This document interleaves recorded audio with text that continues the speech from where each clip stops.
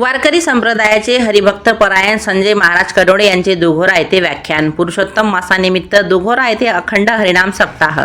51 वर्षांची परंपरा अविरत सुरू. कारंजा. आपला समाज धार्मिक व आध्यात्मिक अशा वारकरी संप्रदायाद्वारे प्रेरित आहे. त्यामुळे सर्वांनी आपल्या नीतिधर्माचे पालन करून मानवतेला जपावे. भविष्यातील काळ कठीण असून कसोटीचा आहे. अशा वेळी एकमेकांशी परस्पर प्रेमाने राहा. वायफळ खर्च आणि दुर्व्यसने टाळून पैशाची बचत करा. राजमाता जिजाऊ यांनी ज्याप्रमाणे शिवरायांवर सुसंस्कार घडवून त्यांचे जीवन घडविले, त्याप्रमाणे येथे उपस्थित प्रत्येक मायमौल्यांनो आपल्या मुलांवर सुसंस्कार टाका. त्यांच्या हातून नवा भारत घडवा, असे प्रतिपादन संत नामदेव वारकरी परिषद सांस्कृतिक विभागाचे तालुका प्रमुख हरिभक्त परायण संजय महाराज कडोळे यांनी आपल्या व्याख्यानातून केले. या संदर्भात सविस्तर बातमी अशी की कारंजा येथून जवळच असलेल्या दुघोरा या खेडेगावातील श्री विठ्ठल मंदिर संस्थानात अधिक मासानिमित्त एक नाम रात्रंदिन हरिनाम सप्ताह मोठ्या भक्तिभावाने सुरू आहे. दिनांक 17 मे 2018 पासून सुरू झालेल्या या सप्ताहाची 51 वर्षांची अखंड परंपरा यंदा पूर्ण होत आहे. दैनंदिन कार्यक्रम असे: सकाळी 5 ते 7 काकडा आरती, सकाळी 7 ते दुपारी 3 अखंड हरिनाम, दुपारी 3 वाजता ज्ञानेश्वरी पारायण, सायंकाळी 5 वाजता महिलांची पावली, सायंकाळी 7 वाजता हरिपाठ, रात्री 9 ते 11 पुरुषोत्तम मास ग्रंथ वाचन आणि रात्री 11 ते पहाटे 5 पर्यंत पुन्हा एक नाम हरिनाम सप्ताह. दररोज गावातील अन्नदात्यांकडून 100 ते 200 भाविकांना अन्नदान केले जाते. ही परंपरा 1975 पासून अविरत सुरू आहे. 51 वर्षांच्या परंपरेनिमित्त गुरुपुष्यामृत योगावर गुरुवार दिनांक 21 मे 2026 रोजी संत नामदेव वारकरी परिषदच्या सांस्कृतिक विभागाचे तालुका प्रमुख हरिभक्त परायण संजय महाराज कडोळे यांच्या व्याख्यानाचा कार्यक्रम आणि वारकरी सत्कार सोहळा दुघोरा या खेडेगावात ठेवण्यात आला होता. या निमित्ताने विठ्ठल मंदिर संस्थानचे विश्वस्त व सचिव श्रीकृष्ण पाटील नेमाने यांनी गावकऱ्यांच्या संमतीने महाराष्ट्र शासन पुरस्कार सन्मानित दिव्यांग जनसेवक वृद्ध कलावंतांचे आधारस्तंभ तथा संत नामदेव तुकाराम वारकरी परिषदेचे तालुका प्रमुख हरिभक्त परायण संजय महाराज कडोळे, अखिल भारतीय मराठी नाट्य परिषद सदस्य व नागाबाबा संस्थान मनभ्याचे विश्वस्त नंदकिशोर कवळकर तसेच गुरुदेव सेवा मंडळाचे सेवाधारी हरिभक्त परायण लोमेश पाटील चौधरी यांचा जाहीर सत्कार दिनांक 21 मे 2026 रोजी सायंकाळी 5 वाजता विठ्ठल मंदिरात शाल, श्रीफळ, पुष्पगुच्छ देऊन करण्यात आला. या कार्यक्रमाला गावातील 125 ते 150 महिला भगिनी व नागरिक उपस्थित होते. यावेळी हरिभक्त परायण संजय महाराज कडोळे यांनी अध्यात्माकडे का जावे लागते याबाबत आपल्या व्याख्यानातून भाविकांना मार्गदर्शन केले. नंदकिशोर कवळकर यांनी सर्वांनी एकत्र येऊन मंदिराचा विकास करावा असे आवाहन केले. हरिभक्त परायण लोमेश पाटील चौधरी यांनी शासनाच्या विविध योजनांची माहिती दिली. कार्यक्रमाला मंदिराचे सचिव श्रीकृष्ण पाटील नेमाने, गावातील पत्रकार गजानन वरघट, महाराष्ट्र दिव्यांग संघटनेचे जिल्हाध्यक्ष ब्रह्मदेव बांडे यांचे मोलाचे सहकार्य लाभले. संस्थांचे अध्यक्ष व संपूर्ण वारकरी मंडळी यांनी सहकार्य केले. कार्यक्रमाचे आयोजन श्रीकृष्ण पाटील नेमाने व अमोल पुंड यांनी केले.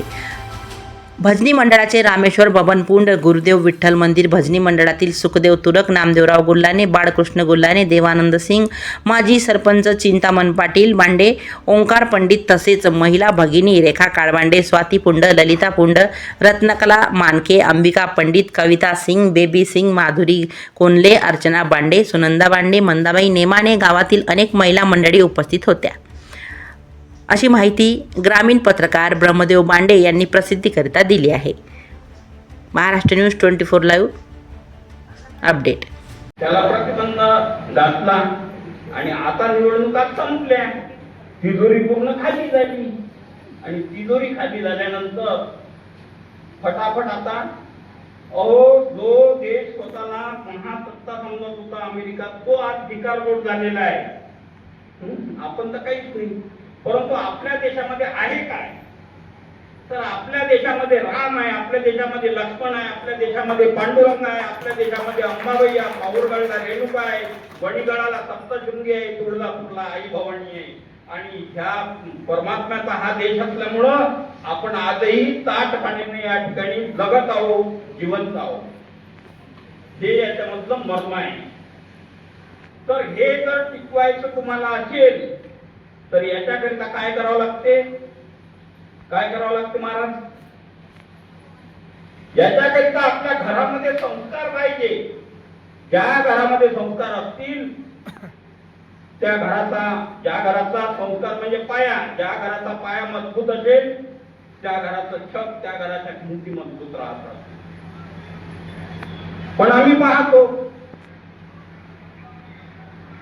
काय पाहतो, आता मला वेगवेगळ्या कारणांनी वेगवेगळ्या कामांनी अनेक लोकांच्या घरी जावं लागते.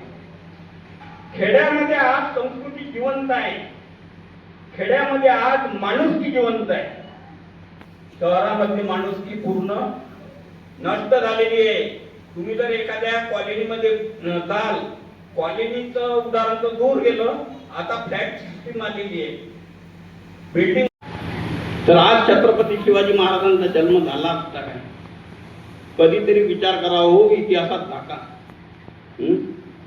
जिजामातेचे जे मालक होते शहाजीराजे, त्यांचा धंदा कोणता होता? हो बंडी पाटील, ती गाडी चालवत होते काय? आणि ती टणटण वाजवत होते काय? शहाजीराजे काय करत होते?